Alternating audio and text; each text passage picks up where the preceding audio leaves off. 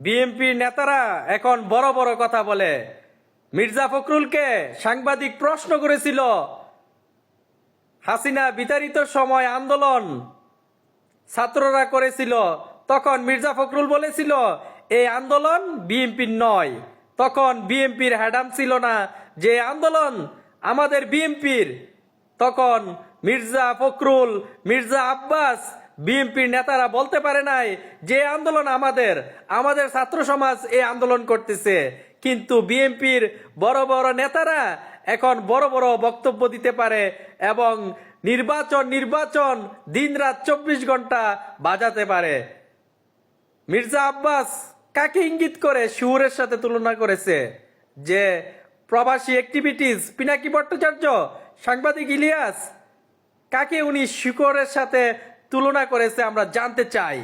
এখন বড় বড় কথা বলতেছে বিএনপির নেতারা। তারা কি ভুলে গেছে আওয়ামী লীগের জুলুম নির্যাতন, আওয়ামী লীগের গাইবি মামলা, আওয়ামী লীগের গুণ খুন? তাহলে তারা এখন বড় বড় কথা কিভাবে বলে?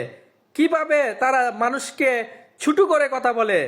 এতএব বিএনপির অতি উৎসাহী নেতারা যদি সাবধান না হয়, সতর্ক না হয়, তাহলে বিএনপি ক্ষতিগ্রস্ত হবে।